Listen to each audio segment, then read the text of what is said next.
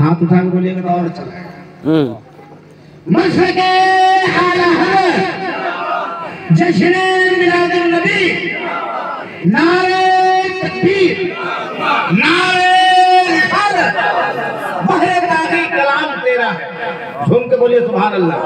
बहरे ताज़ी कलाम तेरा है और हर जगह चर्चा आम तेरा है और तेरी आवाज रूहे अक़रा है।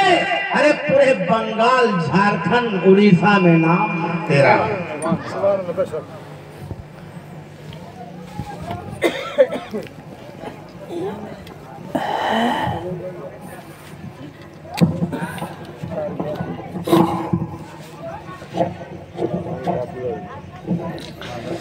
আগত সম্মানিত সভার সভাধিপতি উলামায়ে কেরাম, বিশেষ করে প্রাণপ্রিয় বন্ধু শায়ের ইসলাম বুলবুলে বাগে মদিনা জনাবাতুল মুকুমপুরি সাহেব এবং আমার প্রাণপ্রিয় ভাইজান হযরতে মাওলানা বদরুদ্দিন সাহেব কিবলা, এছাড়া সমস্ত উলামায়ে কেরাম, আমার ইসলাম দরদি অযোগ্য বিকু গুণী জ্ঞানী গৌস খাজা রাজা के मारने वाला सुन्नी जन्नती मुसलमान ও সরলা কবলা কমলা সিনের বাচ্চা সকল ও পর্দাপতি লজ্জাপতি মমতাময় ধার্মিকা আমার মা এবং বোনেরা, আসসালামু আলাইকুম ওয়া রাহমাতুল্লাহি ওয়া বারাকাতুহু। ওয়া আলাইকুম আসসালাম ওয়া রাহমাতুল্লাহ। আলহামদুলিল্লাহ আলহামদুলিল্লাহি রাব্বিল আলামিন والعاقبة للمتقين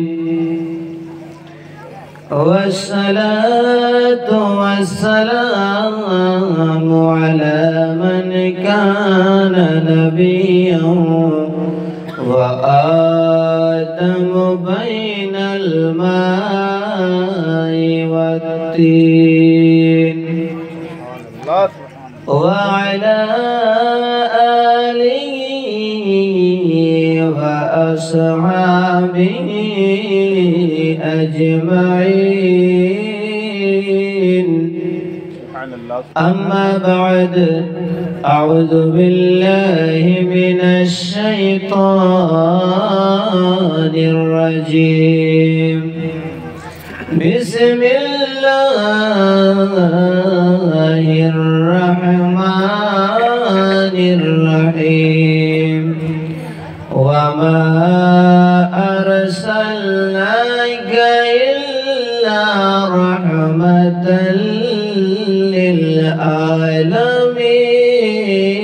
للعالمين.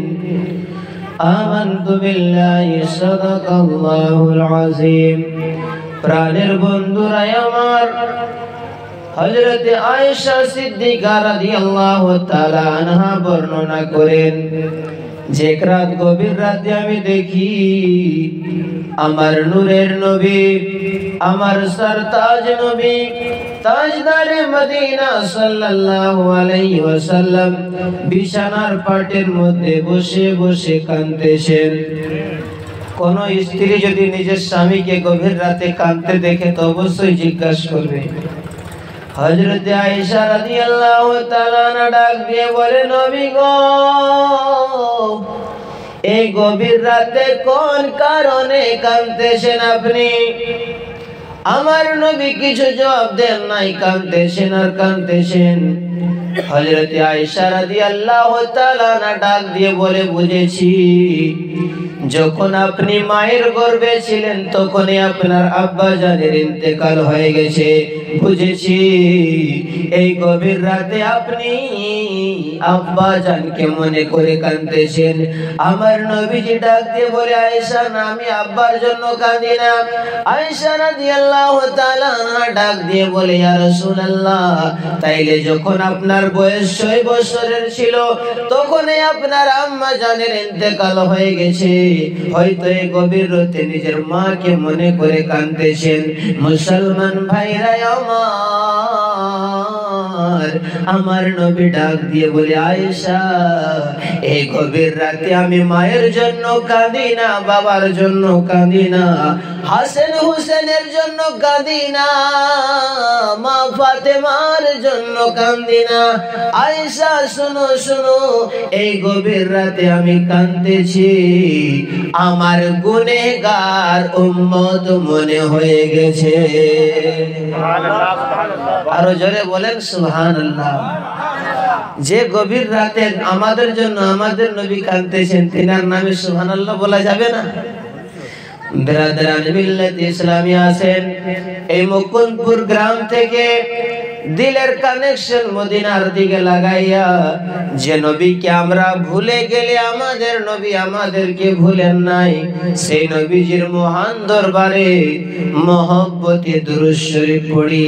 আল্লাহুম্মা সাল্লি আলা সাইয়্যিদিনা মাওলানা মুহাম্মদ ওয়া আলা আলি সাইয়্যিদিনা মাওলানা মুহাম্মদ। আরেকটু মহব্বত দিয়ে পড়েন আল্লাহুম্মা সাল্লি আলা সাইয়্যিদিনা মাওলানা মুহাম্মদ ওয়া আলা আলি সাইয়্যিদিনা মাওলানা মুহাম্মদ। আল্লাহ তুমি নসিব করো বারে বারে মদিনা, ডাক দিয়ে বলেন আমিন। আল্লাহ তুমি নসিব করো বারে বারে মদিনা, নবীজির রোজা না দেখায়া কবর মাঝে নিও না। জোরে জোরে পড়েন আল্লাহুম্মা সাল্লি আলা সাইয়্যিদিনা মাওলানা মুহাম্মদ ওয়া আলা আলি সাইয়্যিদিনা মাওলানা মুহাম্মদ।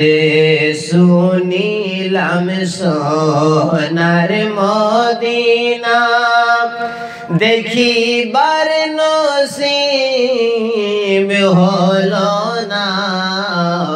যারা যারা এখনো পর্যন্ত ওই জায়গাতে যাননি, যারা যাওয়ার নিয়ত করেছে তাদের জন্য আমি পড়তেছি। শুনিলাম সোনার মদিনা, দেখিবার নসিব হলো না।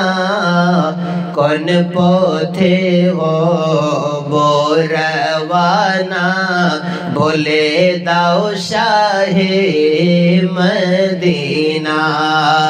আল্লাহুম্মা সাল্লি আলা সাইয়্যিদিনা মাওলানা মুহাম্মদ ওয়া আলা আলি সাইয়্যিদিনা মাওলানা মুহাম্মদ।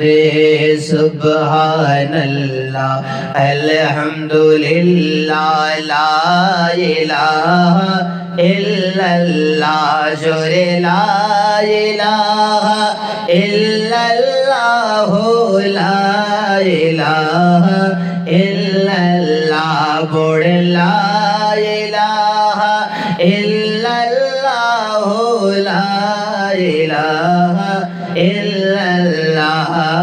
সুবহানাল্লাহ আলহামদুলিল্লাহ লা ইলাহা ইল্লাল্লাহ যারা গেল ওই মদিনায় তারা বড়ই ভাগ্যবান যারা গেল ওই মদিনায় তারা বড়ই ভাগ্যবান হায়রে পাবে তারা নবীজির শাফায়াত কঠিন হাসরের ময়দান হায়রে পাবে তারা নবীজির শাফায়াত কঠিন হাসরের ময়দান সুবহানাল্লাহ আলহামদুলিল্লাহ লা ইলাহা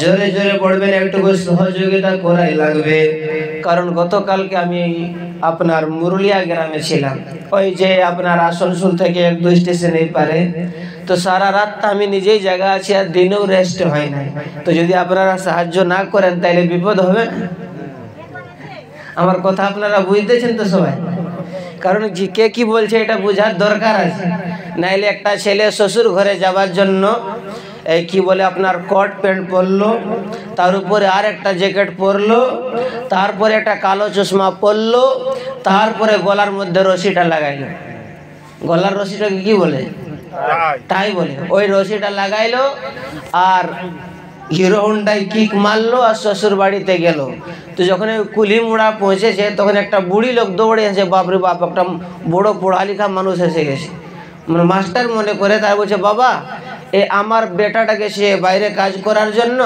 তো একটু আমার এই চিঠিটা বেটা আমার বেটায় পাঠাইছে একটু পড়ে শোনা বাবা তো এই ছেলেটা চিঠিটা নিয়ে সে তো কিছু জানতো না পড়তে তো চিঠিটাকে দেখে আর কাঁদতে লাগলো তো বুড়িটাও কাঁদতে লাগলো ওর মনে যে আমার বেটা তাইলে কোনো হয়েছে নাইলে লোকটা কাঁদবে কেন তো ওই বুড়িটা যখন কাঁদতে লাগলো তখন তার একটি মেয়ে ছিল সে মেয়েটিও কাঁদতে লাগলো এই 3 জনের কান্না দেখে সারা গ্রামের লোক জায়গাতে জমা হয়ে গেছে কি হলো এছাড়া বলছে হ্যাঁ রে বাবু কি হলো চিঠিটার মধ্যে কি লেখা আছে কি ছেলেটার কোনো হয়েছে বলছে না তো বলছে তুই কাঁদছিস কেন বলছে আমি কাঁদছি এই জন্য যে আমি কিছুই বুঝতে পারছি না তো এরকম যদি আমি বলি আর আপনি কিছুই বুঝতে পারেন না তো সেরকম হয়ে যাবে এই জন্য আপনার মাশাআল্লাহ সকলে বুঝতেছেন তো হ্যাঁ সকলে জোরে করে বলেন সুবহানাল্লাহ সকলে মহব্বতে পড়েন লা ইলাহা ইল্লাল্লাহ লা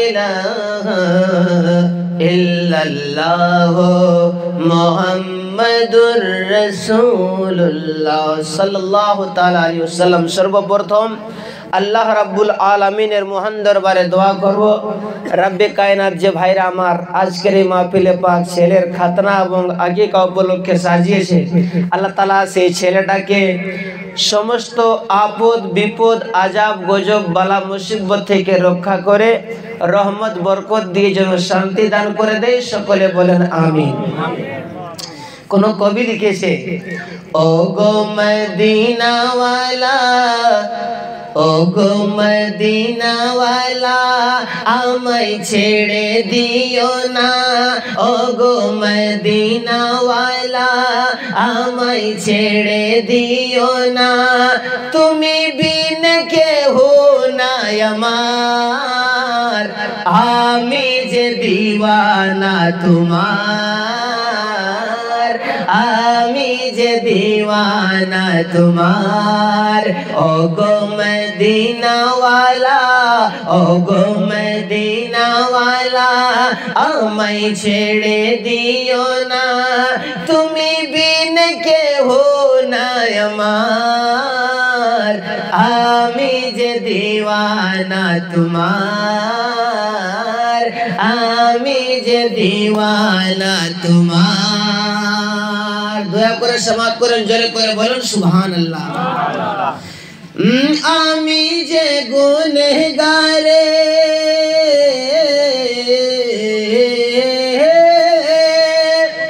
আমি যে গুনাহগার আমায় ভুলে যেও না তুমি বিনে হাসরে কেউ পারি হবে না তোমার খুশিতেই খুশি হবেন দয়াল রাব্বানা তোমার খুশিতেই খুশি হবেন দয়াল রাব্বানা তুমি তো সকলের সরদার আমি যে দিওয়ানা তোমার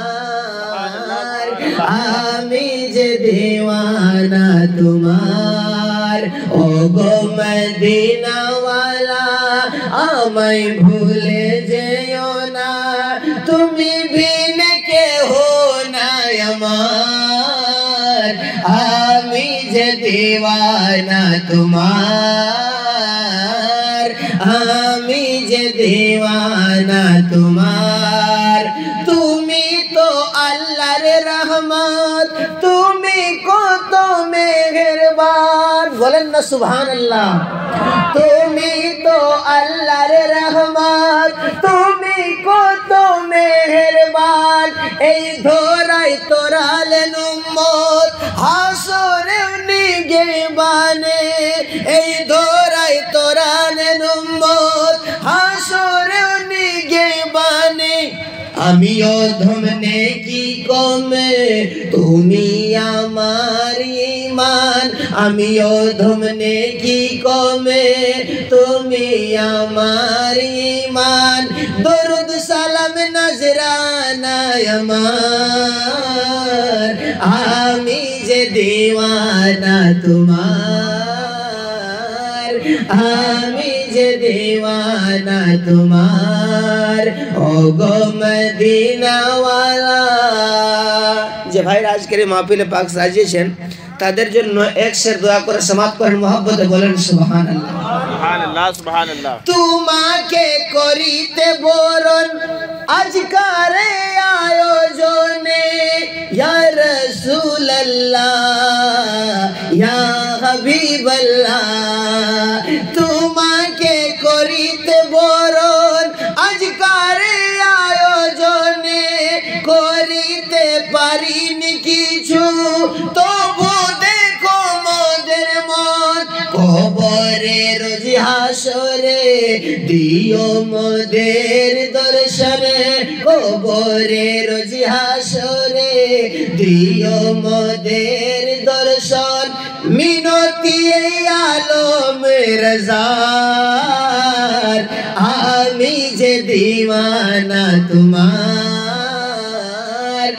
আমি যে দিওয়ানা তোমার যে ছেলের আকিকা কাটনা উপলক্ষে নেক দাওয়া নেক দোয়া চাওয়ার জন্যই মাহফিলে পাক সাজিয়েছেন মুসলমান ভাইরা আমার যে সময় সব দাওয়াই ফেল হয়ে যায় যে সময় কোনো দাওয়াই কাজ করে না সেই সময় দোয়াই কাজ করে জোরে বলেন সুবহানাল্লাহ বলবেন দোয়ার কত বড় তাসির আছে দোয়া কারে বলা হয় একজন গরিবের মেয়ে রাস্তার মধ্যে বসে রয়েছে একজন গরিবের বিটি রাস্তার মধ্যে বসে রয়েছে একজন শিল্পপতি মানুষ বড়লোক মানুষ সেই এলাকার রাজা ঘোড়ার মধ্যে সওয়ার হয়ে যায় যাইতে যাইতে সে দেখে একটি সুন্দরী মেয়ে বসে রয়েছে মেয়েটি পছন্দ হলো সামনে যায় বলতেছে ওগো তোমার মা বাবা জিন্দা আছে নাকি কই আমার মা বাবা জিন্দা আছে তোমার মা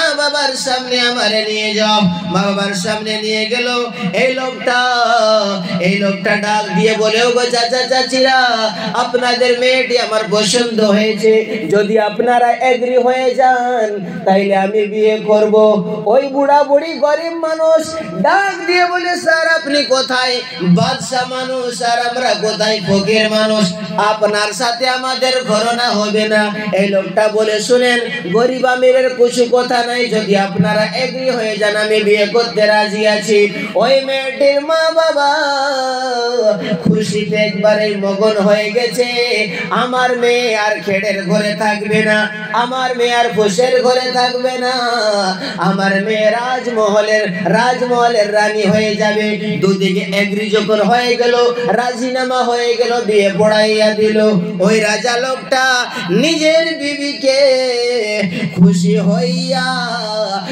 হইয়া তার একটা মাথার মধ্যে মুকুট ছিল, যে মাথার মুকুটের মধ্যে সোনা চাঁদি হীরা জওয়াহরাত জোড়া ছিল। ওই নিজের বিবিকে গিফট করে দিয়েছে, নিজের বিবিকে হাদিয়া দিয়েছে। এই গরিবের মেয়ে যদিও গরিব ছিল, কিন্তু দিলার অন্তরে আমার নবীজির মহব্বত ছিল। তার অন্তরে আমার নবীজির মহব্বত ছিল। রাত দিন দরুদ শরীফ পড়ে ভাইরে আমার, শুধু বললে হবে না যে আমরা নবীকে ভালোবাসি, আমাদের অন্তরে নবীজির মহব্বত আছে, এটার পরীক্ষা করা হবে, পরীক্ষা দেওয়া লাগবে। এই মেয়েটিকে আমার আল্লাহ পরীক্ষা নিয়েছে। নিজের স্বামীর বাড়িতে থাকে, একদিন হঠাৎ করে দেখে কোন বান্দা এসে গেছে ঘরের দরজার মধ্যে। কোন গরিব লোক এসে বলতেছে, কি আছো গো, তোমার যেটা সব চাইতে ঘরের মধ্যে দামি জিনিস, ভালো জিনিস, সেটা যদি আমারে দাও, আমি আল্লাহ রাব্বুল আলামিনের দরবারে দোয়া করে দেব, আমার আল্লাহ তাআলা তোদেরকে এই দুনিয়াতে আমার নবীজির দিদার নসিব করে দিবে। আর একটু মহব্বত দিয়ে বলেন সুবহানাল্লাহ, আর একটু প্রাণ করে বলেন সুবহানাল্লাহ। একবার দিদার দেখাও নূর নবীজি, তোমায় পরাণ ভরে আমি দেখব। একবার দিদার দেখাও নূর নবীজি, তোমায় পরাণ ভরে আমি দেখব। তোমায় মনে ভরিয়া আমি দেখিব। একবার দিদার দেখাও নূর নবীজি, তোমায় পরাণ ভরে আমি দেখব। এই মেয়েটি বলে, হায় রে, যদি নবীর দিদার পেয়ে যায়, এর চাইতে আর বড় কোনো দৌলত হবে না। আমার স্বামী আমারে মাথার মুকুটটা দিয়েছে, ওই মাথার মুকুটটাকে বের করে গরিব বান্দাটাকে দিয়ে দিলেন, আর বললেন, আপনি দোয়া করবেন যেন আল্লাহ আমাকে, আমার স্বামীকে নবীজির দিদার নসিব করে দেয়। আপনি চা খান, চা খাওয়া মানা নাই, কিন্তু ধ্যানটা আমার দিকে দিবেন, নাইলে সকালে বলবেন যে মৌলানা সাহেব কি তকরির করে গেল, কিছুই বুঝতে পারলাম না। এই জন্য ধ্যানটা আমার দিকে রাখা রাখবে। ওই মেয়েটি মাথার মুকুটটা দান করে দিলেন। যখন তার স্বামী বাড়িতে এসেছে, নৌকর চাকর গুলা ডাক দিয়ে বলে, স্যার, আপনি গরিবের মেয়েকে বিয়ে করেছেন, আপনার ধন দৌলতের মর্যাদা বুঝে নাই, মাথার মুকুটটা একটা গরিব লোককে দিয়ে দিয়েছে। যখন ওই রাজা লোকটা, বড় লোকটাই কথা শুনেছে, তার গোসা লেগে গেছে, দৌড় করে এসেছে বিবির কাছে, বলে, বিবি, আমার মাথার মুকুট কই? বিবি ডাক দিয়ে বলে, স্বামী গো, ও প্রাণের স্বামী, আপনার মাথার মুকুটটা আমি কোনো বরবাদ করি নাই। ওই মাংনেওয়ালা বান্দা বলেছিল আমি দোয়া করে দেব, আল্লাহ তাআলা তোদেরকে এই দুনিয়াতেই নবীজির দিদার নসিব করে দিবে। স্বামী, যদি ওই বান্দার দোয়া কবুল হয়ে যায়, আর আল্লাহর নবীর যদি আমরা দিদার পেয়ে যাই, জাহান্নামের আগুন আমার আপনার উপরে হারাম হয়ে যাবে।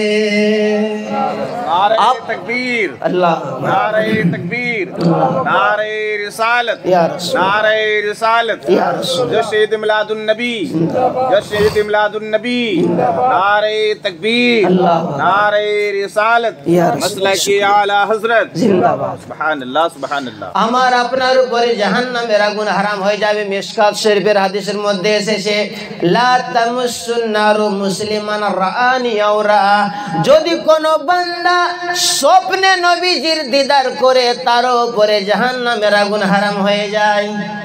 এই জন্য দিয়েছি স্বামী, কিন্তু ওই লোকটা তো আর শুনে না ধর্মের কথা। ওই লোকটা বদ আমল লোক ছিল, ওই লোকটার অন্তরে নবীজির ভালোবাসা ছিল না। ঘর থেকে তলোয়ার বের করে বলে, কোন হাতে তুমি দান করেছো? বিবি ডাক দিয়ে বলে, স্বামী, দাইনা হাতে দান করেছি। হঠাৎ করে তলোয়ার মেরে দেয়, হাতটা কেটে জমিনের মধ্যে পড়ে যায়। ওই হাতটাকে হাতের মধ্যে ধরাইয়া দেয়, আর বলে, তুই যদি অত নবীজিকে ভালোবাসিস, যা তোর নবীজিকে নবীজিকে জুড়তে বলবি। নাউজুবিল্লাহ, আমার নবীজিকে চ্যালেঞ্জ করছে আর বলছে যা নবীজিকে জুড়তে বলবি। 1 2 3 করে 3 তালাক দিয়েছে। গরিবের মেয়ে কানতে কানতে কানতে কানতে বাবার বাড়িতে রওনা হয়ে গেছে। জোরাজোর খুন বইতেছে, কানতে কানতে বাবার বাড়িতে গিয়ে হাজির হয়ে গেছে। মা বাবা যদি নিজের মেয়ের অবস্থা দেখে বলুন কি অবস্থা হবে। তার আম্মা জান যখন এই দেখেছে চক্কর খায়া জমিনের মধ্যে পড়ে গিয়েছে, হার্ট অ্যাটাক করে ইন্তেকাল করে গেছে। মাকে হারাইলো, তার বাবা কান্দে আর বলে মারে তোর বড় ভাগ্য চালু, তোর বড় ভাগ্য চালু। মেয়েটি বলে বাবা তোমার মেয়ের তালাক হয়ে গেছে, তোমার মেয়ের হাত কেটে দেওয়া হয়েছে, আর কি করে ভাগ্য চালু হবে। তার বাবা ডাক দিয়ে বলে মা তোর হাতটা কাটা হয়েছে, কোনো চুরি করার বিনিময়ে কাটা হয় নাই, নবীজির মহব্বতে কাটানো হয়েছে। আমার ঈমান বলতেছে যে নবীজির মহব্বতে তোমার হাত কাটা হয়েছে, ওই নবীজি তোমার নিশ্চয় নিজের দিদার নসিব করে দিবে। ভালোবাসার জায়গা মদিনা, ভালো লাগার জায়গা মদিনা, ভালোবাসার জায়গা মদিনা, ভালো লাগার জায়গা মদিনা। এত সুন্দর জায়গা কোথাও দেখি না, এত সুন্দর জায়গা কোথাও দেখি না। সাজিয়েছেন দয়াল রাব্বানা, বানিয়েছেন দয়াল রাব্বানা, ভালোবাসার জায়গা মদিনা, ভালোবাসার জায়গা মদিনা, ভালো লাগার জায়গা মদিনা। দরুদ যতই পড়ি তৃপ্তি মিটে না। মাশাআল্লাহ মাশাআল্লাহ, নূর নবীজির মহব্বতে আমাদেরকে নাজরানা দিয়েছে। আল্লাহ তাআলার দরবারে দোয়া করব, আল্লাহ নূর নবীজির নুরানি কদম মোবারকের সাদকা তুমি নসিব করে দিও। সকলে বলেন আমিন। দরুদ যতই পড়ি তৃপ্তি মিটে না, মিলাদে ও শান্তি থাকে না, মিলাদে ও শান্তি থাকে না, ভালোবাসার জায়গা মদিনা, ভালোবাসার জায়গা মদিনা, ভালো লাগার জায়গা মদিনা। একদিন কবরে যাব কেউ তো যাবে না, কথা ঠিক কিনা? কবরে কেউ যাবে? কেউ যাবে না, কিন্তু একজন যাবে। শুনেন, একদিন কবরে যাব কেউ তো যাবে না, একদিন কবরে যাব কেউ তো যাবে না। যাবেনি আমার শাহে মদিনা, যাবেনি আমার শাহে মদিনা, ভালোবাসার জায়গা মদিনা। কেউ জবান বন্ধ রাখবেন না, ডাক দিয়ে বলেন ইয়া রাসূলুল্লাহ। ওই মেয়েটিকে তার বাবা বলছে মা তুই বড় খুশনসিব। বলছে বাবা কি করে? তোমার মেয়ের হাত কাটা হলো, তালাক দিয়ে দেওয়া হলো, তারপরে কি করে খুশনসিব? বলে মারে তোর হাত কাটা হয়েছে নবীজির মহব্বতে, একদিন নবীজির দিদার তুই পাবি। ভাইরা আমার দিনের পর দিন কাটতে লাগলো, অনেক বছর কেটে গেল। আবার অনেক দিন পর ওই মেয়েটি বাড়ির মধ্যে না জানি কি করতেছিল, একটা অন্য বড় লোক শিল্পপতি মানুষ ঘোড়ার মধ্যে সওয়ার হয়ে আর রাস্তা দিয়ে যাইতেছে। দেখলো যে এই মেয়েটি আছে এখানে, তো দেখার পরে বলতেছে যে তোমার মা বাবা জিন্দা আছে? এই মেয়েটি বলল না, আমার বাবাও ইন্তেকাল করে গেছে, আমার মাও ইন্তেকাল করে গেছে, আমি চাচার বাড়িতে থাকি। কই আচ্ছা আচ্ছা চাচার বাড়িতে থাকো, তোমার চাচার কাছে আমার নিয়ে চলো। নিয়ে গেছে, বলছে চাচা যদি আপনি রেডি হন তাইলে আপনার এই মেয়েটিকে আমি বিয়ে করব। কই না, আর আমরা বড় লোকের সাথে ঘটনা করব না, যেহেতু একটা বড় লোকের সাথে দিয়েছিলাম সে লোকটা আমাদের মর্যাদা বুঝে না, হাত কেটে দিয়েছে আর আমাদের মেয়েটিকে তালাক দিয়ে দিয়েছে। ওই বড় লোকটা ডাক দিয়ে বলে চাচা এই পীর পৃথিবীতে সব লোক, সব বড় লোক খারাপ হয় না, আবার সব বড় লোক ভালো হয় না। চাচা গো, সব বড় লোক খারাপ হয় না। আপনি আমার উপরে ভরসা করেন, আপনার মেয়েকে আমি জীবনে কোনোদিন কষ্ট দেব না। চাচা যখন বুঝলো যে লোকটা সত্য কথা বলতেছে, চাচা এগ্রি হয়ে গেল, বিয়ে দেওয়া হলো। এই মেয়েটি ডাক দিয়ে বলে, স্বামী আপনার সাথে আমার বিবাহ হয়ে গেছে, নিকাহ হয়ে গেছে, আপনার জন্য আমি হালাল হয়ে গেছি, কিন্তু আপনার এখান থেকে আপনার ঘর যাইতে কয়দিন টাইম লাগবে? বলে 5 দিন টাইম লাগবে। বলে 5 দিনে আপনি আমারে টাচ করবেন না? বলে কেন? বলে এটা আমি বলতে পারবো না, সময় আসলে বলবো। কোনো অসুবিধা নাই, চলো। দুজনে সফর চালু করে দিয়েছে, যাইতেছে। একদিন কেটে যায়, এই গরিবের মেয়ে ঝড় নয় অনেক কান্না করে, দিনেও কান্না করে, রাতেও কান্না করে, 2 দিন কান্না করে, 3 দিন কান্না করে কাঁদতেছে। স্বামী ডাক দিয়ে বলে, বিবি কেন কান্দো গো তুমি? বিবি বলে, স্বামী আমি কেন কান্দি আপনারে বলতে পারবো না, সময় আসলে বলে দেব আমি। 4 দিন কেটে গেল, মেয়েটি কান্দে, 5 দিনের দিনে হাসে। বিবি বলতেছে, স্বামী বলতেছে, বিবি 4 দিন তো কাঁদলি, আজকে হাসতেছো কেন? শুনেন দোয়ার মধ্যে কি তাসির আছে। এই মেয়েটি ডাক দিয়ে বলে, স্বামী আমি কাঁদতেছিলাম কেন শুনো, আমার হাত নাই, আমি কাঁদতেছিলাম আমি কোন হাত দিয়ে আপনার সেবা করব, কোন হাত দিয়ে আপনার ঘরে কাজ করব, এর জন্য আমি কাঁদতেছিলাম। আমি আজকে তাহাজ্জুদের নামাজের পরে, ফজরের নামাজের আগে একটু শুয়েছিলাম, স্বপ্নের মধ্যে দেখি একজন নুরানি চেহারাওয়ালা বুজুর্গ আমার সামনে হাজির হয়ে গেছে। নুরানি চেহারাওয়ালা বুজুর্গ আমার সামনে হাজির হয়ে গেছে। আমি ডাক দিয়ে বললাম, কে গো আপনি? কে গো আপনি? বলো বলো বলো। তিনি বলে, মেরে যার মহব্বতে তোর হাত কাটা হয়েছে, যার মহব্বতে তোর প্রথম স্বামী তোমারে ছেড়ে দিয়েছিল, সেই নবী হইলাম আমি, রহমাতুল লিল আলামিন। আমার নবী বললেন, আমার নবী বলল, মেরে তোর হাতটা কোথায় আছে?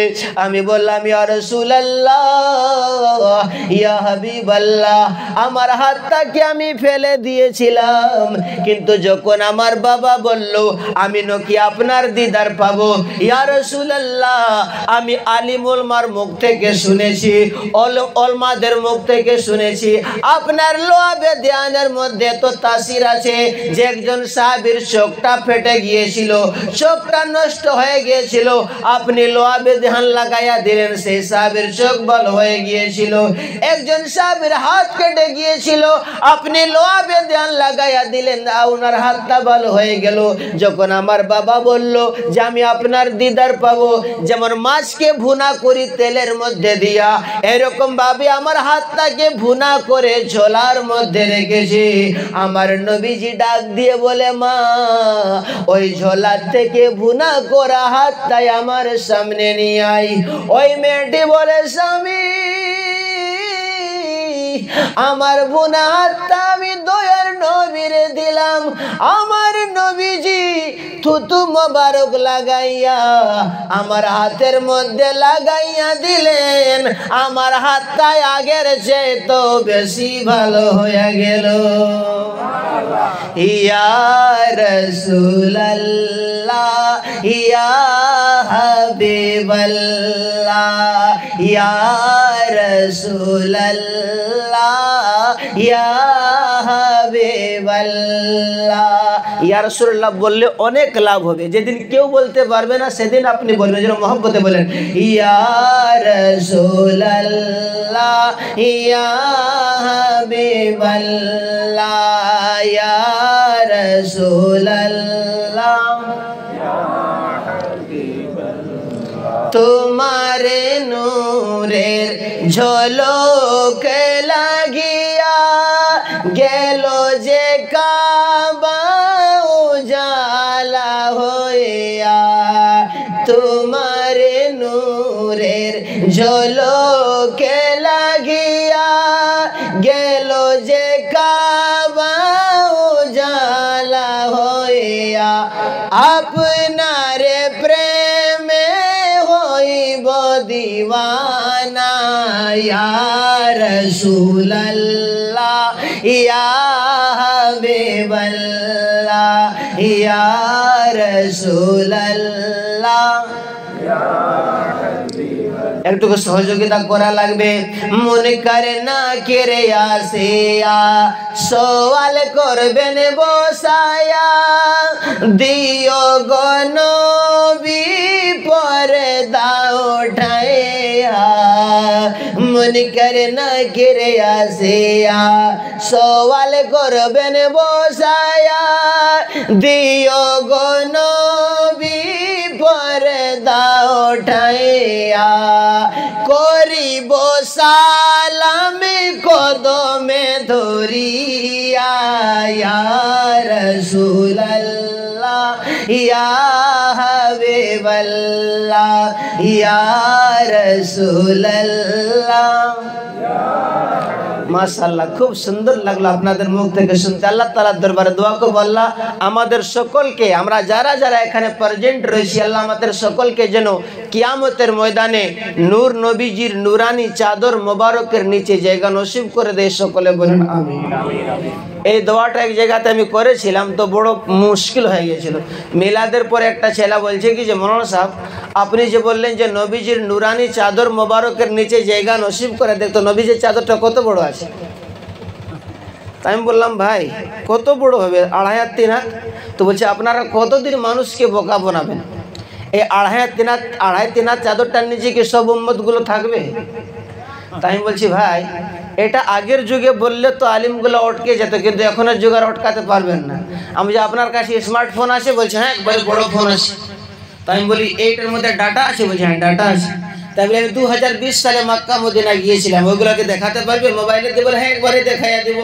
সঙ্গে সঙ্গে ডায়াল করলো কানাই কাবা চলে আসলো মদিনা চলে আসলো জাবলে রহমত চলে আসলো আরফাত চলে আসলো মুজদালফা চলে আসলো সব জায়গাগুলো চলে আসলো তাই আমি বলছি কি ভারতের কুতুব মিনারটা আসবে বলছে এসে যাবে এনে দিল এই তাজমহলটা আসবে এসে গেল কোনো মঞ্জিনায় যেটা আসলো না আমি বলছি হ্যাঁ বোকা গাধা কোথাকার এটা মোবাইলটা কোনো কি আল্লাহ বানাইছে না মানুষ বানাইছে বলছে মানুষ বানাইছে তো বলছে ছোট মোবাইলে যদি পুরা সৌদি আরবটা পুরা ভারতটা আসতে পারে তা আমার নবীজির চাদরের নিচে সর উম্মত আসবে না যারে কন্যা সুবহানাল্লাহ যদি একটা ছোট মোবাইলের মধ্যে সারা পৃথিবীটা এসে যায় আমার নবীজির চাদর মোবারকের নিচে সব উম্মত এসে যাবে सारी दुनिया को नींद आ गए सारी दुनिया को नींद आ गए उनका दीवाना बेदार है सारी दुनिया को नींद आ गए उनका दीवाना बेदार है सारी दुनिया को नींद आ गए उनका दीवाना बेदार है आप ही फैसला कीजिए कौन जन्नत का हकदार है आप ही फैसला कीजिए कौन जन्नत का हकदार है तो बरदरान मिल्लत इस्लामिया माशाल्लाह अल्लाह ताला এই মেয়েটিকে হযরত রাবিয়া বসরিয়া রাদিয়াল্লাহু তাআলা আনহার সদকা দান করে দেখ সকলে বলেন আমিন তো ওই বিবিটা নিজের স্বামীকে বলে যে আমার নবী থুথু মোবারক লাগায় দিলে আমার হাতটা ঠিক হয়ে গেছে আজকে আমি হাসতেছি এই জন্যই যে আমি নিজের হাতটা পেয়ে গেছি তো চলো বাড়িতে চলো ঘরে গেছে দিনের পর দিন কাটতে লাগলো আসছিল রোজার মাস আসছে তো ধীরে ধীরে রোজার মাসও পার হয়ে যাবে তারপরে ঈদের দিন আসবে ওদের সময়টা ঈদের দিন এসেছিল তো ঈদের দিনে ওই মেয়েটির স্বামী খেতে বসেছে এমন সময় দরওয়াজার মধ্যে কে এসে বলতেছে কে আছো গো বাড়িতে আমি কয়েকদিন ধরে কিছু খাই নাই আমারে কিছু হয়তো খাবার দান করে দাও ওই লোকটা ওই মেয়েটির স্বামীটা নিজের খাবারটাকে সাইড করে দিয়ে বলে বিবি কোন আল্লাহর মেহমান এসেছে ওই বান্দাকে আগে খাবার দাও, তারপরে খাবো আমি।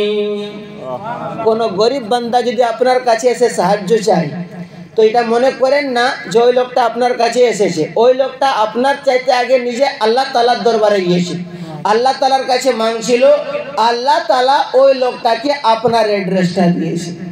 তো ওই লোকটা যে আপনার কাছে এসেছে সে নিজের মনে আসে নাই, আমার আল্লাহ রাব্বুল আলামিন আপনাকে এত ভালোবেসেছে যে আল্লাহ রাব্বুল আলামিন ওই অসহায় বান্দাটাকে আপনার কাছে পাঠাইছে। যেরকম সুবহানাল্লাহ। তো বিরাদরানি মিল্লাত ইসলামী ওই লোকটা বলল যে আগে ওই আল্লাহর বান্দাটাকে, আল্লাহর মেহমানকে খাবার দাও। বিবি প্লেটের মধ্যে খাবার নিয়ে ঘর থেকে বের হয়েছে। ঘর থেকে বের হইয়া যখন এই ভিখারিটার দিকে নজর পড়েছে, চক্কর খায়া জমিনের মধ্যে গিরে বেহুশ হয়ে গেছে। ওর স্বামীটা মনে মনে চিন্তা করলো, হায় রে আমার বিবির কি হলো?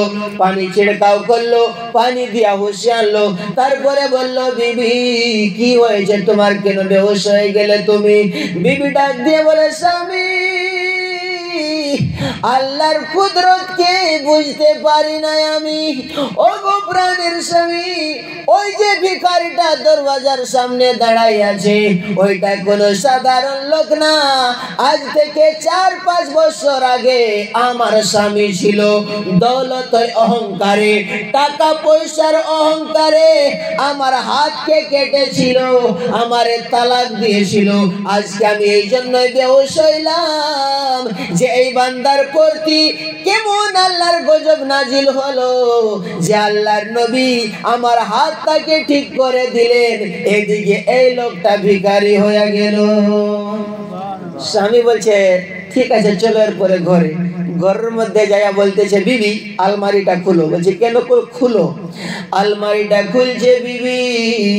যখন এই আলমারি খুলেছে দেখতেছো ওই মাথার মুকুটটা এর আলমারির মধ্যে রাখা আছে।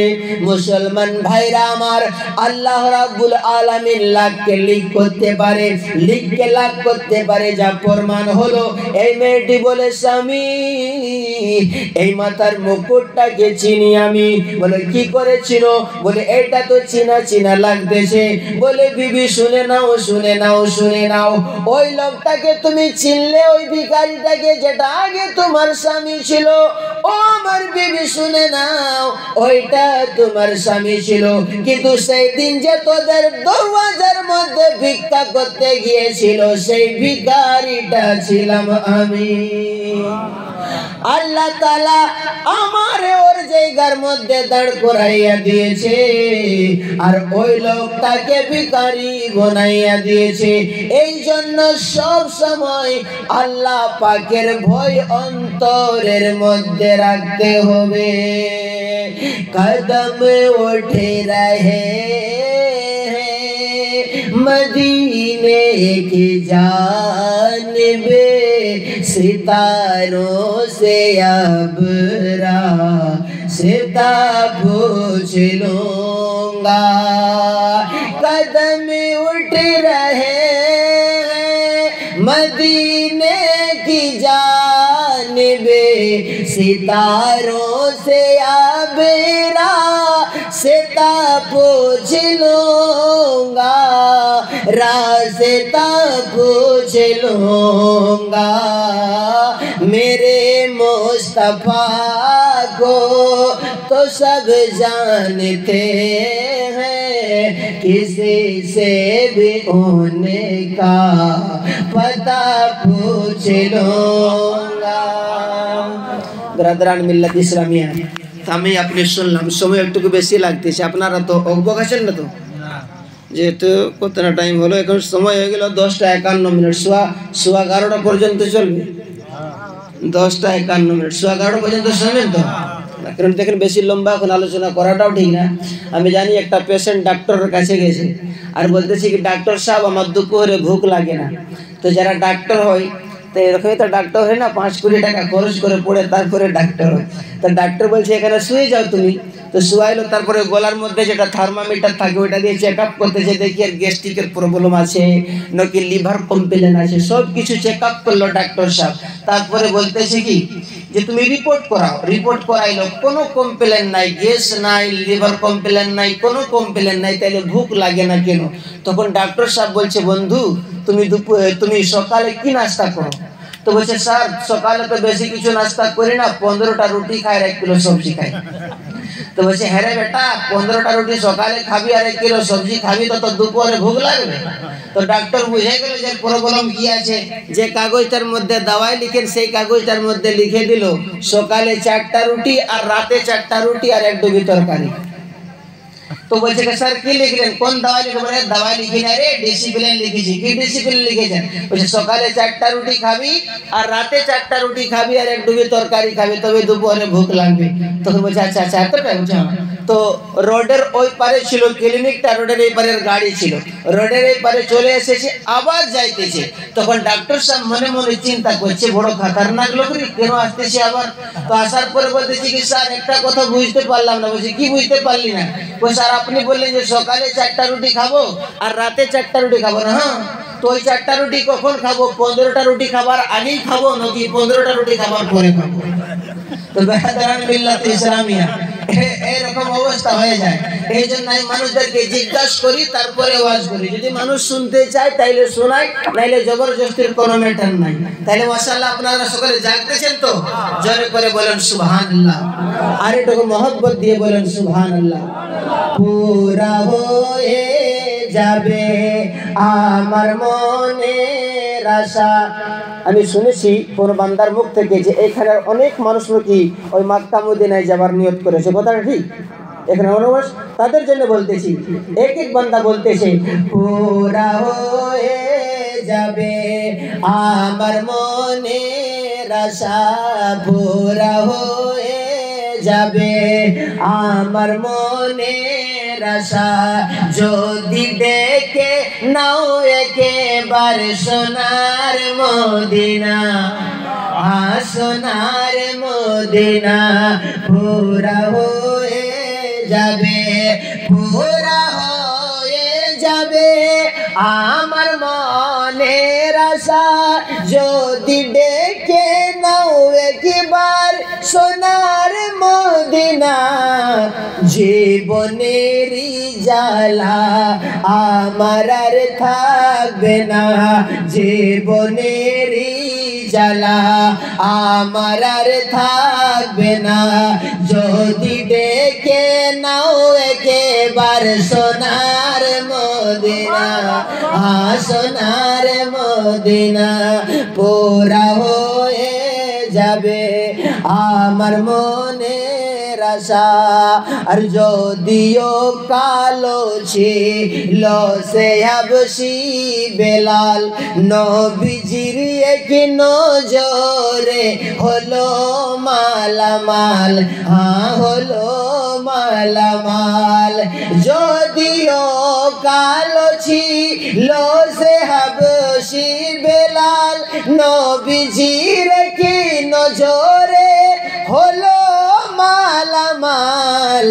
সুন্দরী রূপসী দেখতে থাকবে সবে, সুন্দরী রূপসী দেখতে থাকবে সবে, হাসরে যখন আসবে এই নবীর দিওয়ানা, নবীর দিওয়ানা, পুরা হয়ে যাবে আমার মনের আশা।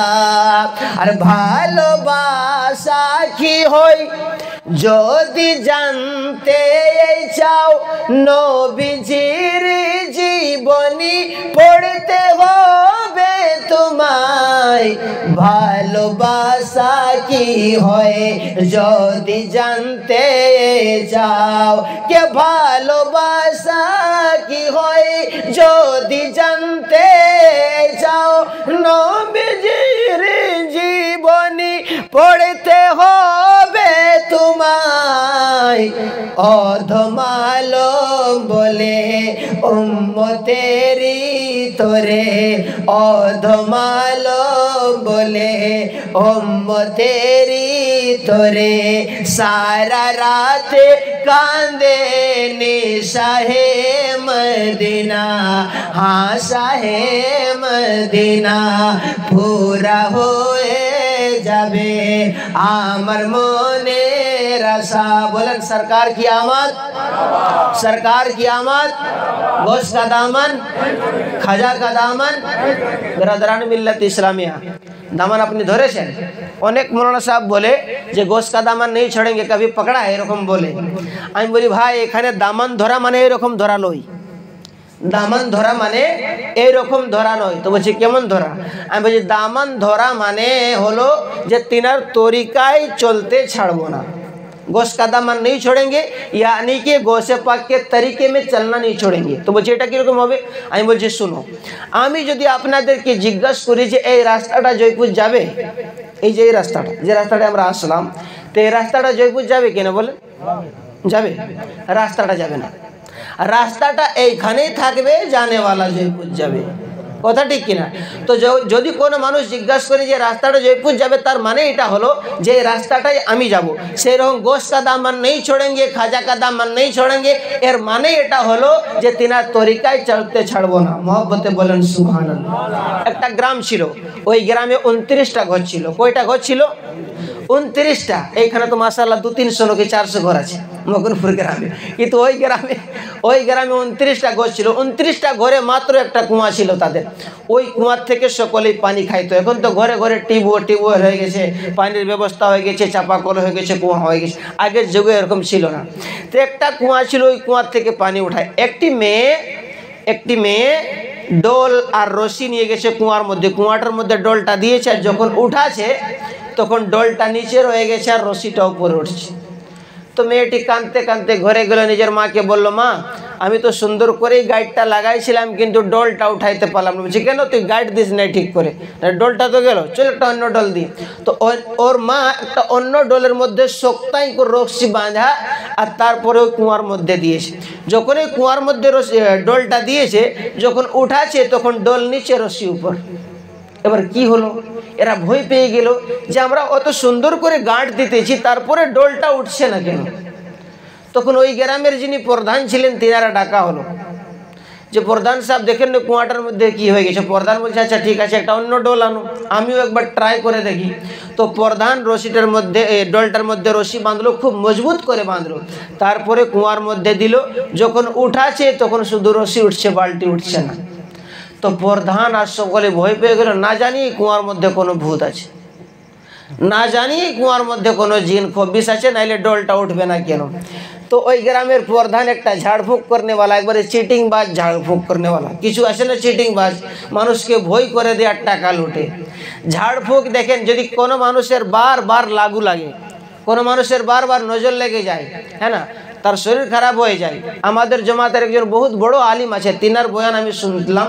তিনি বলতেছিলেন যে আমার এই ওয়াজিফাটার উপরে আমল করবে তারপরে যদি তোমার লাগু লাগে ডাইন লাগে ভূত লাগে তো আমারে গুলি করে দেবে মানে এটার মধ্যে কনফার্ম আছে যে আমলটা করলে তার নজর লাগবে না সেটা আমলটা কি বলে জানেন যখন ঘরে ঢুকবে তো ঢোকার আগেই একটুকু দাঁড়িয়ে যাবে তারপরে 3 বার কুল আল্লাহু আহাদ সূরাটা পড়বে তারপরে ঘরে ঢুকবে নম্বর 1 দ্বিতীয় নম্বর যখন এই বাথরুমে যাবে পেশাব পায়খানার রুমে বাথরুমে যাবে তো বাইরে একটুকু দাঁড়িয়ে যাবে আগে 3 বার সূরা ইখলাস পড়বে তারপরে ভিতরে যাবে তৃতীয় নম্বর যখন কাপড়কে খুলবে শরীর থেকে কাপড়কে খুলবে তো দাঁড়িয়ে যাবে 3 বার কুল আল্লাহু আহাদ পড়বে তারপরে কাপড় খুলবে মৌলানা সাহেব বলেছিলেন যে তিনটা জিনিসের উপরে যদি কোনো বান্দা আমল করে কত বড় খবিস হোক কত বড় শয়তান হোক ওই লোকটাকে লাগাইতে পারবে না কারণ এটা আল্লাহর কালামের তাসির জোরে বলেন সুবহানাল্লাহ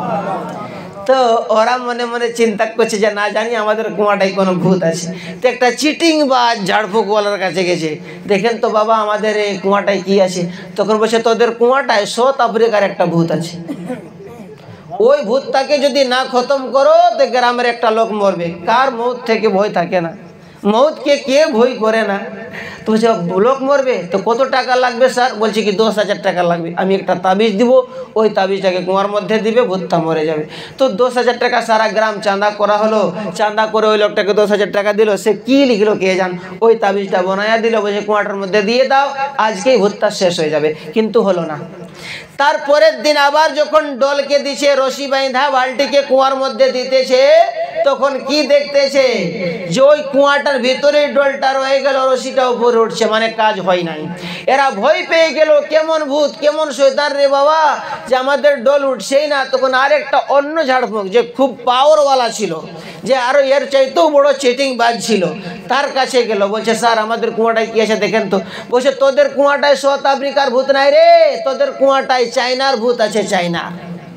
20,000 টাকা খরচ হবে, একটা তাবিজ দিব, মরে যাবে ভূতটা। আর যদি না মরাও তো এই গ্রামের যে সব চাইতে বড় লোক, সেই লোকটা মরবে।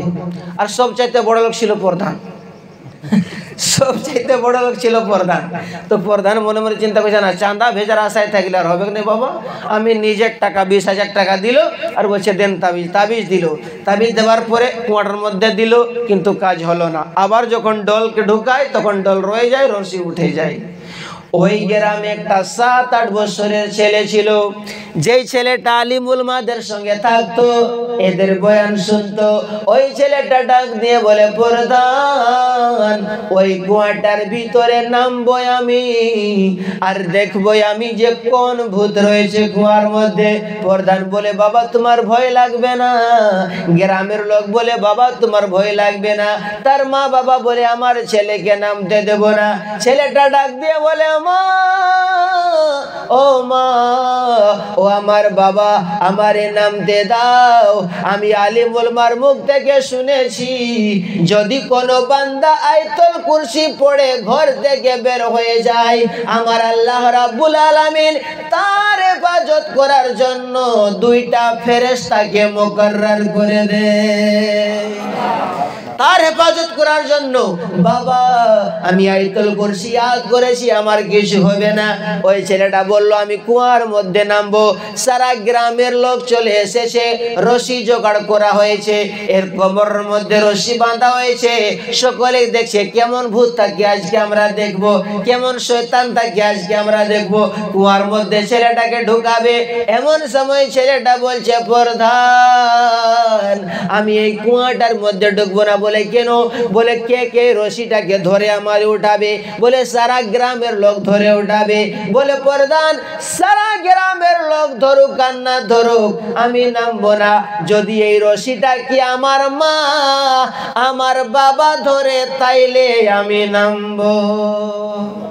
আমার মা বাবা না ধরলে নামবো না। বলে এর মা বাবাকে ডেকে আনা হোক। তার মা বাবাকে ডেকে আনা হলো। তার মা বুড়ো হয়ে গেছে, তার বাবা বুড়ো হয়ে গেছে। ওর মা বাবা রশিটাকে ধরলো, ছেলেটা কুয়ার মধ্যে নামছে। নামার পরে বলে, প্রধান আমি সাউথ আফ্রিকার ভূতটা পেয়ে গেছি। সব লোক ভয় পেয়ে গেছে, সব লোক ভয় পেয়ে গেছে। ছেলেটা দেখতেছে, নামার পরে এখানে জিন নাই ভূত নাই, খবিস না, একটা বান্দর ঢোকা ছিল। ওই বান্দরটাই বদমাশি করতেছিল, যে রশিকে খুলে দিতেছিল। ছেলেটা বান্দরটাকে উঠাইয়া ঘাড়ের মধ্যে নিয়েছে, ঘাড়ের মধ্যে বান্দরটাকে চাপাইলে বলছে, রশিটাকে টানো তোমরা। যখন সকল লোকে রশি টানছে, দেখছে ডাবরা ঢুকাইছিলাম ছেলে, এখন উঠছে বান্দর। ওই বান্দরের মুখ দেখে সকলেই পালাইয়া গেল। কেউ আর রশি ধরা নাই। কোথায় গেল প্রধান, কোথায় গেল গ্রামের লোক? কেউ আর নাই, সব পালাইছে। বান্দর দেখে ওরা মনে চিন্তা করছে এটা ভূত। ওই ভূত দেখে সকলে পালাইছে।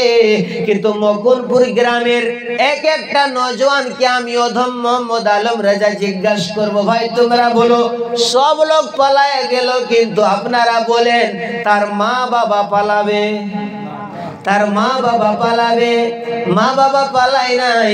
অনেক কষ্ট করে রশিটাকে ধরে উঠাইলো।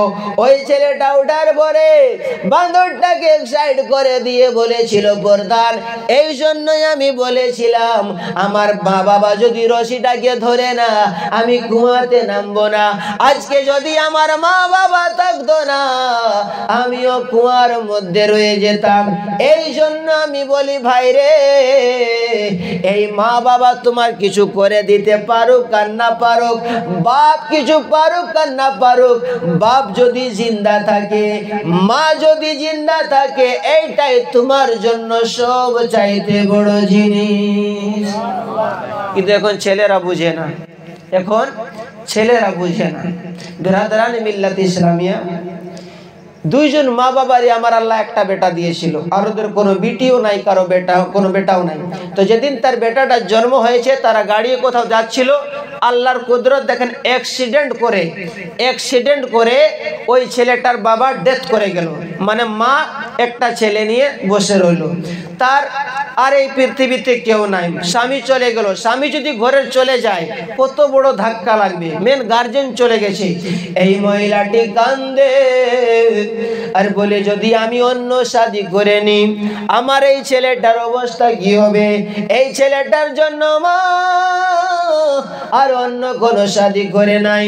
এই ছেলেটাকে দেখে দেখে তাকে অন্য লোকের ঘরে কাজ করে ছেলেটাকে খাবার খাওয়ায়, এক হাতে ছেলে ধরে এক হাতে অন্য লোকের ঘরে কাজ করে, কাজ করতে করতে ছেলেটাকে পড়ায়।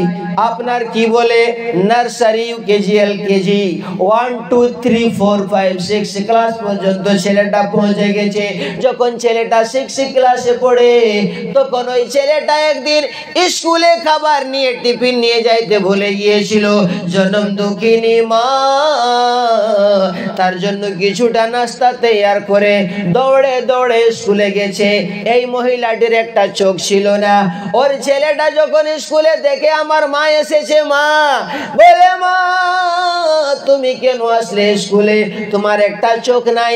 আমার বন্ধুগুলা যদি দেখে, আমার ফ্রেন্ডরা যদি দেখে, আমারে ঘৃণা করবে, আমারে ঠাট্টা করবে। মা বলে, বেটা রে, আমারে দেখলে যদি তোমার বন্ধুরা ঠাট্টা করে, ঠিক আছে, আর কোনোদিন আমি আসবো না। ওই ছেলেটা রাত দিন নিজের মাকে টর্চার করে, নিজের মার সাথে ঝগড়া করে। মা মনে মনে চিন্তা করে, আজ না হয় কাল আমার ছেলেটা ভালো হয়ে যাবে। একদিন মায়ের সাথে ঝগড়া করে বাইরে চলে গেল, শহরে চলে গেল। শহরে যাইয়া বাকি পড়ালেখা পুরা করেছে, বাকি পড়ালেখা পুরা করে ফাইনাল পরীক্ষা দিয়েছে। ফাইনাল পরীক্ষায় পাস করেছে। একটা অফিসে তার চাকরিও লেগে গেছে। অফিসে চাকরি করে শহরে ঘর বানাইছে। শহরে ঘর বানাইয়া শহরের মধ্যে থাকে। আজকাল সকলের হাতে এরকম বড় বড় মোবাইল আছে। এই মোবাইলে একটা অ্যাপ আছে, যে অ্যাপটার নাম হলো ফেসবুক। এই ফেসবুকের মাধ্যমে একটি মেয়ের সাথে ভালোবাসা করেছে। একটি মেয়ের সাথে ভালোবাসা করে নিজের মাকে ভুলে গিয়েছে। মকনপুর গ্রামের বন্ধুরা আমার, কোন অবস্থায় মাকে ভুলে যেও না, মাকে ভুলে যেও না, বাবাকে ভুলে যেও না। আমার নবীজির শাফায়াত নসিব হবে না। আর মা যদি তোমার প্রতি রাজি থাকে, বাবা যদি তোমার প্রতি রাজি থাকে, আমার দয়ার নবীজির শাফায়াত তুমি পাবে। কিয়ামতের ময়দানে নবীর গোলাম হিসাবে তুমি উঠবে। নবীজির গোলামের, নবীজির গোলামের কোনো চিন্তা নাই। চলো নবীজির জান্নাতে মদিনাতে যাই। চলো নবীজির জান্নাতে মদিনাতে যাই। জোরে বলেন সুবহানাল্লাহ। নবীজির গোলামের, মৌলাজির গোলামের কোনো চিন্তা নাই। চলো নবীজির জান্নাতে মদিনাতে যাই। চলো নবীজির জান্নাতে মদিনাতে যাই। শুনতে ভালো লাগছে কিনা? কথা বলা লাগে, ভালো লাগছে কিনা? আমাদের ভারতের আশিক, আমাদের ভারতের গরিব মানুষ নবীজির দরবারে আরজ করে বলে, এই দেশে আর ভালো লাগে না ও নবী আনা, মন যেতে চায় সোনার মদিনা, মন যেতে চায় সোনার মদিনা। মদিনা শরীফের মাঝে জান্নাতেরও বাগান আছে গো। ভাইজান আমার এখানে উপস্থিত আছে, জিজ্ঞাসা করবেন আরো যারা যারা গেছে। আমার নবীজির হুজরা মোবারক থেকে মিম্বার পর্যন্ত যে খালি জায়গাটা আছে, আমার নবীজি বলেছেন এইটা হলো হিয়া রিয়াজুল জান্নাহ। এটাকে রিয়াজুল জান্নাহ বলা হয়। রিয়াজুল জান্নাহ মানে জান্নাতের কিয়ারি। জোরে কোন সুবহানাল্লাহ। মদিনা শরীফের মাঝে জান্নাতের বাগান আছে গো, সেই বাগান আমারে দেখাও না ও নবিয়ানা।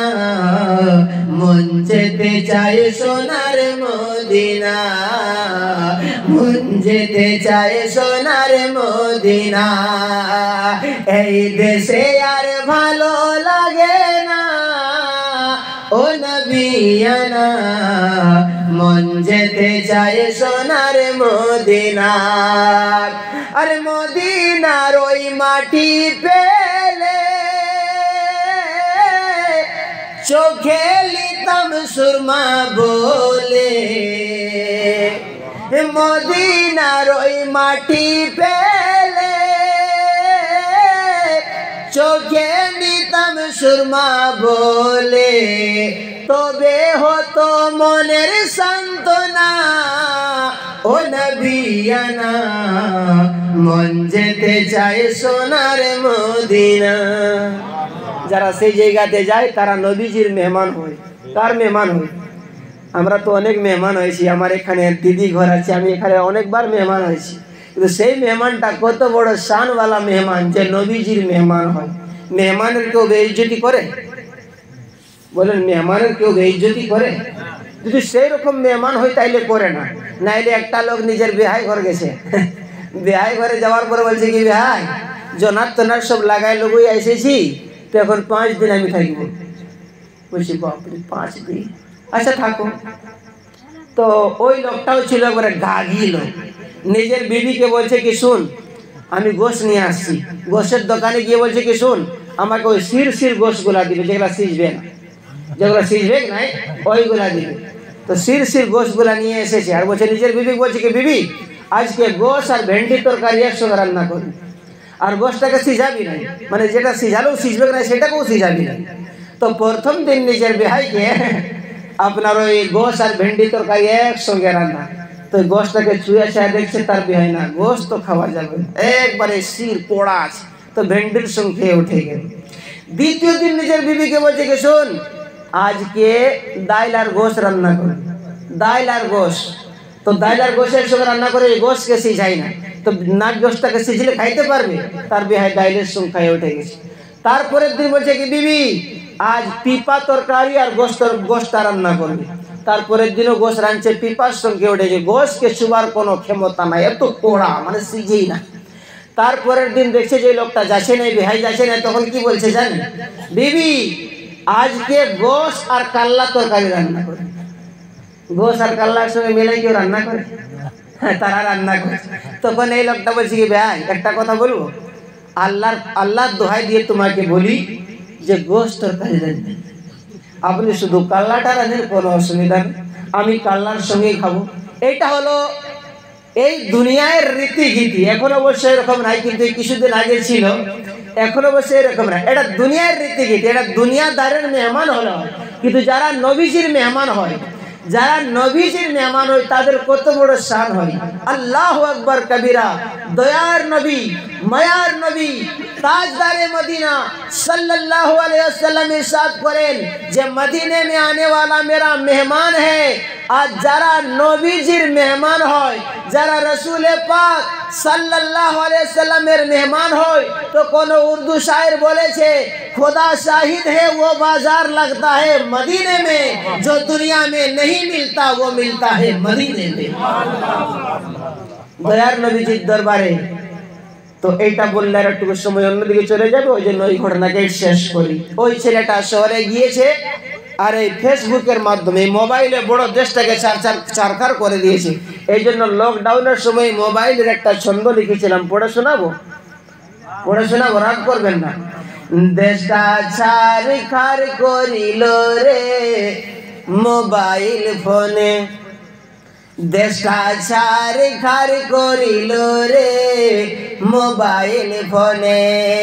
তাই তো এখন মাতা পিতা পড়ছে ভীষণ টেনশনে, তাই তো এখন মাতা পিতা পড়ছে ভীষণ টেনশনে মোবাইল ফোনে। দেশটা চারখার করিল রে মোবাইল ফোনে। হাট বাজারে মার্কেটেতে দেখবি শুধু নারী, কেউ বায়াবার সেজে গুজে করছে দোকানদারি। কথা ঠিক কিনা?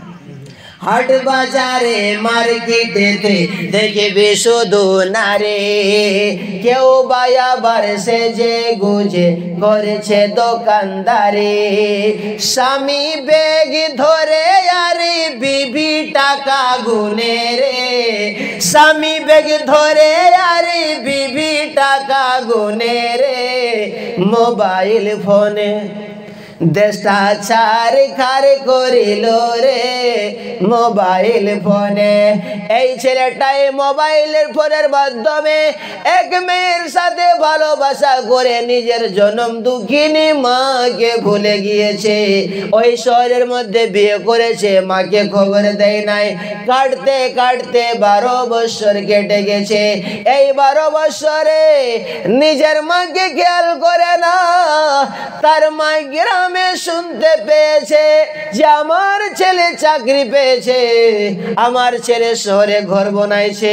গ্রামের অন্য অন্য মহিলাদেরকে ডাকার পরে বলে, শুনো গো, আমার দুঃখের দিন শেষ হয়ে গেছে, সুখের দিন চালু হয়ে গেছে। বলে কেন? বলে আমার ছেলে শহরে চাকরি পেয়েছে, সুন্দর ঘর বানাইছে। 12 বছর পরে যখন আমারে দেখবে, জানি না কত আদর করবে। আর এই গ্রামে আমি থাকবো না, আগামী কালকে আমি শহরে চলে যাব। জনম দুঃখিনী মা চলে চলে চলে চলে শহরের পথে রওনা হয়েছে। অনেক খোঁজ করার পর ছেলের ঘরটাকে খুঁজে পেয়েছে। যাওয়ার পরে বেল দাবাইছে, ছেলেটা বাইর হয়েছে। 12 বছর পরে মাকে দেখার পরে তো খুশি হওয়া দরকার ছিল, কিন্তু মাকে দেখার পরে বলে, মা এই কেন কেনে এলে? আমার বিবি দেখলে রাগ করবে। মা তুমি এখান থেকে চলে যাও, আমার ঘরটাকেও শান্তি করিও না, আমার ঘরটাকে নষ্ট করিও না, এখান থেকে চলে যাও। জনম দুঃখিনী মায়ের চোখ দিয়ে টপ টপ করে পানি ঝরে। মা কান্দিয়া বলে, বাবা আমি তো তোমার ঘরটাকে নষ্ট করার জন্য আসি নাই, আমি তো এই জন্য এসেছি, আমাদের পোয়ালের ঘর জায়গা জায়গাতে সুরাখ হয়ে গেছে, আমার কাছে কোনো নাই, আমি কি করে তারে ঠিক করব? আমার কাছে কাপড় নাই, এই কোন কোনে ঠান্ডার রাতে আমি ঘরের মধ্যে শুয়ে থাকি। আমি তো তোমার ঘরে থাকার জন্য এসেছি, তোমার ঘরটাকে বরবাদ করার জন্য আসি নাই। ছেলেটা বলে, মা আমার টাইলসে করা ঘর, আমার পুটি করা ঘর, আমার ঘরটা তোমার শরীরে ময়লা লাগায় আছে, তোমার শরীরে গান্দা আছে, আমার ঘরটা খারাপ হয়ে যাবে, তুমি এখান থেকে চলে যাও। বেরাদরান মিল্লাত ইসলামিয়া ও আমার মুআজ্জাজ সামিন হাজিরিন, ওই মেয়েটি ওই মহিলাটি কান্দে আর বলে, বাবা রে আমি আসার রাস্তা পেয়েছি, যাওয়ার রাস্তা পাবো নাই। গ্রামে মহিলাদেরকে বলে এসেছি যে আমার দুঃখের দিন শেষ হয়ে গেছে, সুখের দিন চালু হয়ে গেছে, এখন আমি কোন মুখ নিয়ে গ্রামে যাব? আমি যাব না, আমার কাছে আয়, আমি তোর গালটা একটা চুমা দিয়া এইখান থেকে বিদায় হইতে চাই। ছেলেটা বলে, মা আমার অফিসে যাওয়ার সময় হয়ে হয়ে গেছে, তুমি এখান থেকে চলে যাও। জনম দুঃখিনী মাকে ঘরের মধ্যে ঢুকতে দিল না। মুকুন্দপুর গ্রামের বাবাজিরাই আমার, এরকম ভুল কোনোদিন করিও না। যারা নিজের মা বাবাকে ঘরের থেকে বের করে দেয়, আমার আল্লাহ তাআলা তাদেরকে জান্নাত থেকে বের করে দেয়। ওই ছেলেটা নিজের মাকে ঢুকতে দিল না। অফিসে যাওয়ার জন্য তৈয়ার হয়ে গেছে, গাড়ি বের করে অফিসে যাবে। যাইতে যাইতে একটা চক ছিল, চক। ওই চকের মধ্যে যায়া দেখে লোকের ভিড় লাগা আছে। ভিড়ের সামনে যায়া দেখে একজন মহিলার অ্যাক্সিডেন্ট হয়ে গেছে। সামনে যায়া দেখে রে, যে মহিলাটির অ্যাক্সিডেন্ট হয়েছে ওই মহিলাটি ছিল এই ছেলেটার জনম দুঃখিনী মা। সামনে যা দেখে মায়ের হাতে একটা কাগজ আছে, মায়ের হাতে একটা কাগজ আছে। কাগজটাকে এরকম করে তুললো, তারপরে দেখে কাগজটার মধ্যে লেখা আছে, সোনা ছেলে রে আমার, তুই আমারে ঘরে ঢুকতে দিলি না, আমার একটা চোখ নাই বলে তুই ঘৃণা করিস। শোন, যেদিন তোর বাবা, যেদিন তোর জন্ম হয়েছিল ওই দিন তোর বাবা অ্যাক্সিডেন্ট করে মারা গিয়েছিল। তোর বাবা তো মারা গেল, ওই অ্যাক্সিডেন্টে তোর একটা চোখ ড্যামেজ হয়ে গিয়েছিল, আমার কিছু হয় নাই। আমি তোরে ডাক্তার ঘরে নিয়ে গেলাম, ডাক্তারকে বললাম, ডাক্তার আমার ছেলেটাকে লোকে কানা বলবে, আমি মা হইয়া সহ্য করতে পারবো না। জোরে কোন সুবহানাল্লাহ, আর একটু আওয়াজ দিয়ে বলেন সুবহানাল্লাহ। এই মা বলতেছে, আমি ডাক্তারকে বলেছিলাম যে আমার ছেলেকে লোকে কানা বলবে, আমি সহ্য করতে পারবো না, আমার ছেলের চোখটা ঠিক করে দাও। আমার ডাক্তার বলেছিল, মা তোমার এই ছেলের চোখটা ঠিক হবে না, যদি ঠিক করতে চাও তাইলে কেউ যদি একটা নিজের চোখকে ডোনেট করে দেয় তাইলে ঠিক হবে। আমি বললাম, ডাক্তার আমি গরিব মহিলা, আমারে কে চোখ দিবে? তুমি আমার চোখটাকে কেড়ে নাও, আমার ছেলের চোখের মধ্যে লাগাইয়া দাও। ওরে আমার সোনা ছেলে শুনে নে, যদি কবে এই কাগজটা পাস তো পড়বি, আমি নিজের চোখটা তোর চোখের মধ্যে লাগাই আমি নিজে কানা হয়ে রয়েছি, আমি নিজে কানা হয়ে রয়েছি। প্রাণের বন্ধুরা আমার, আমি তো অনেক জায়গাতে হাসির খোরাকি দিই মানুষকে জাগানোর জন্য, কিন্তু এটা হাসির কথা না বাবা, এটা হাসির কথা না। শুনে জানো আজ ওই ছেলেটা দেখে কাগজটার মধ্যে এটা লেখা আছে, ছেলেটা কাগজটাকে পড়ে আর টপ টপ দিয়ে চোখ দিয়ে আঁসু ঝরে। কিন্তু এখন কানলে আর কি হবে? এই ছেলেটা মায়ের লাশকে সিনার মধ্যে লাগাইয়া সারা পৃথিবীর নওজওয়ানকে একটা পেগাম দিয়েছিল আর বলেছিল, শোনো গো, আমার মতন কুলাঙ্গার ছেলে পৃথিবীতে আর নাই, আমার মতন শয়তান ছেলে পৃথিবীতে আর নাই। আমি যে ভুল করেছি এই ভুলটা তোমরা কেউ করিও না। এই জন্য মুসলমান ভাইরা আমার, যার প্রতি মা বাবা রাজি তার প্রতি আমার নবী রাজি, আর যার প্রতি নবী রাজি তার প্রতি আল্লাহ রাজি, আর যার প্রতি আল্লাহ রাজি সেই বান্দা জান্নাতি। জান্নাতের চাবি আমার মা, মা গো, জান্নাতের চাবি আমার মা। বলেন না সুবহানাল্লাহ। দেখেন সুবহানাল্লাহ বলাই লাগবে, এটাই আমার খোরাক। যদি চুপ করে থাকেন তো না বলতে ভালো লাগবে না শুনতে ভালো লাগবে। জান্নাতের চাবি আমার মা, মা গো, জান্নাতের চাবি আমার মা। মা যার বেঁচে নাই তার মতো দুঃখী নাই, খালা ফুফু মায়ের মতো না, না গো, জান্নাতের চাবি আমার মা, জান্নাতের চাবি আমার মা, মা গো, জান্নাতের চাবি আমার মা।